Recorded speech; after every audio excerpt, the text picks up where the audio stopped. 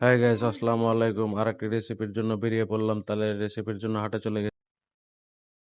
Guys, মস্ত বড় একটি তাল নিয়ে আসা হয়েছে হাটে থেকে। হাটে গিয়েছিলাম, সারা হাট ঘুরে ঘুরে একটি মস্ত বড় খুব সুন্দর তাল ব্যবস্থা করেছি। আর তালের দিনে তাল না খাইলে নাকি তাল ভাঙে না। তাল নিয়ে অনেক কথা আছে, সেগুলোকে আমরা অনেক ভালোভাবেই বলতে পারবো। তো এই জন্য আবার একটা তালের রেসিপি করলাম। হঠাৎ একটি দিয়েছিলাম চ্যানেলে, তো এটা আরেকটা দিচ্ছি। তো ভিডিওটা দেখেন পুরোপুরি ভাবে, তাহলে আপনারা কিভাবে তালের রেসিপি তৈরি করা যায় এটি খুব সহজে জানতে পারবেন।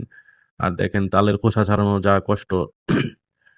আমি এটা ফার্স্ট করলাম আজকে, তালের উপরের খোসাটা ছাড়ানো। নিজে নিজেই করা যায় কিনা একটু ভাবলাম, তো দেখি নিজে নিজে করা যায়, নিজে নিজে করতে পারি। তো তালটা একদম গাছ পাকার মতোই ছিল। তো এখন এই উপরের খোসাটা ছাড়ানোর পরে এটার যে পাশের সাইডের খোসাগুলো আছে সেগুলোকে ছাড়াতে হয়। তো স্বভাবতই আমি এর আগে কোনোদিন ছাড়াইছিলাম না। তো এটাকে এবার ছাড়াইতেছি। এ কি ছাড়তে চায় টাইনা টুইনা, এখান থেকে ছাড়াইতে নিলে আর একটা জায়গা থেকে উঠে আসে। তো তারপরেও কষ্ট টষ্ট করে ছাড়াইতেছি, যে আজকে নিজের হাতে তালের বড়া বানামু এবং খাবো। তো যেই কথা সেই কাজ। তো তালের দিনে তাল ঠিক নাই, এই জন্য তাল খাইতেছি, খোসাগুলা ছাড়াইতেছি। তো এইভাবে খোসাগুলো ছাড়াইতে ছাড়াইতে দেখা যায় যে অনেক সময় লেগে যায়। তারপরেও সময় লাগলে কি করার আছে, সময় তো লাগবেই। একটা কাজ হাতে নিলে তো আর এমনি এমনি হইব না, সেই কাজের জন্য অনেক সময় দিতে হইব। তো এই কাজটা করতেছি আমি। কাজটা করার পাশাপাশি ভাবতাছি যে এরপরে কি কি করতে হয়। তো দেখেন খোসাটা মোটামুটি কিন্তু অর্ধেক ছাড়ানো হয়েছে, বাকি আর অর্ধেক আছে। এই অর্ধেক খুব সহজেই আমি তুলা ফেলাইছি, একটা করে টান দিছি, পুরা খোসাটা উঠে আইছে। তো দেখেন কি সুন্দর করে উঠা যাইতেছে খোসাগুলা। আর তালের যে মূল শ্বাস, ওইটা কিন্তু বাড়ায় আসতেছে। তো একটা শ্বাস এলো বেশি করে নিয়ে দেখলাম যে তালটা মিষ্টি নাকি, ওইরকম দেখি মিষ্টি। সে এত মিষ্টি তাল তো আমি জীবনেও খাই নাই। এই প্রথম খাইলাম এত মিষ্টি তাল গাছের থেকে। গাছ পাকার মতো এত সুন্দর মিষ্টি লাগে।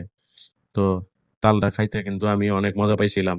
তো খোসা কিন্তু মোটামুটি শেষের দিক ছাড়ানো হয়ে গেছে। তো খোসা কিন্তু ছাড়াই আলাইছি পুরা। এখন এই জায়গা থেকে টান দিলে একটু খোসা উইটা গেলে পুরা খোসাই উইটা যাইব। তো পুরা খোসা উঠে যাওয়া গেলে এটাকে আবার আমি ৩টা পার্ট হয়ে যাব, সেটাও আমি দেখাবো। কিন্তু এই জন্য আপনাদের ভিডিওটা কন্টিনিউ দেখতে হইবে। তো আমি ভিডিওটা করতে করতে আবার ভিডিওটা স্টপ দিছি, এখানে একটু কি যেন বলতে নিয়ে নিয়ে আমি আবার জিনিসটা বুঝে নিলাম কাজটা। তো তারপর আবার তালটা ঘুরায় নিয়ে এইভাবে তালের ভিতরে চারা দিলে আপনার ৩টা পার্ট সুন্দর সুন্দর, এটাকে তালের শ্বাস, ৩টা শ্বাস সুন্দরভাবে আলাদা হয়ে যাবে।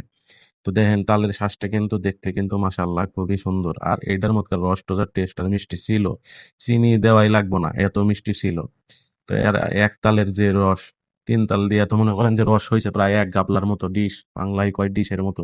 এত রস পরে কেমন কেমন করে ছাড়ামু ভাবতে ভাবতে তো আমার পুরো অবস্থাই খারাপ। পরে দেখি যে ছাড়ানো মোটামুটি হয়ে গেছে। তো তারপরে একটা বাটির মধ্যে আবার এলা পানি নিয়ে সেই পানির মধ্যে খোসা দিয়ে খোসাটা একটু নরম করে নিলাম, তালের শ্বাসটা নরম করে নেওয়ার পরে সেই শ্বাসটা পানিতে এলা ভিজাইয়া এই ছাঁকনির মধ্যে নিয়ে ঘষা সেই রসটা বাইর করতেছি।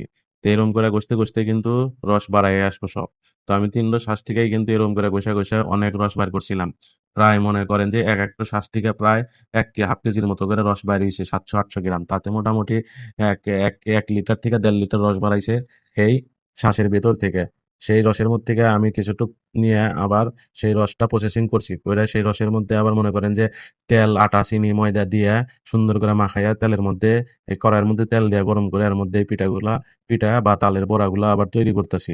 এই বড়াগুলা কিন্তু খাইতে গায়েস খুবই সুস্বাদু হয়েছিল। যারা যারা খাইছেন তারা তারা অবশ্যই বুঝছেন এই পিঠাগুলো কতটুকু স্বাদ লাগে। তো এই পিঠাগুলা দেওয়ার দেওয়ার পরে প্রায় আধা ঘন্টা এই পিঠাগুলো আমি রান্না করছি। রান্না করার পরে এই পিঠাগুলো যখন খাওয়ার যোগ্য হয়েছে তখন আমি খাইছি। আর সেই কি স্বাদ পিঠাগুলা খাইয়া। এই পিঠা খাইয়া কিন্তু মানে আমার খুবই ভালো লাগছে। এই তালটা যে কষ্ট করে কিনে নিয়েছি, সেই কেনাটা কিন্তু আমার সার্থক হয়েছে। তো তারপরে এই পিঠা মোটামুটি 10 মিনিট থেকে 15 মিনিট এই যে এরকম করে তেলের মধ্যে ডুবাই রাখার পরে এইভাবে করে ঘুরাইয়া দেওয়া লাগে। তো পিঠাগুলো আমি ঘুরাইয়া দিই, ঘুরাইয়া দিয়ে সেটা এই পিঠাগুলো যখন আবার তৈরি হয়ে যায় তখন ওই যে একটা বাটি দেখতেছেন পাশে, তো বাটির মধ্যে নিয়ে রাখা দিতেছি। আর যখন একবারে কমপ্লিট হয়ে যাবে তখন আমি এটা খাবো। আর আমি সত্যি খাইছিলাম, এটা খুবই টেস্ট ছিল। তো এই ভিডিওটা আমি আপনাদের মাঝে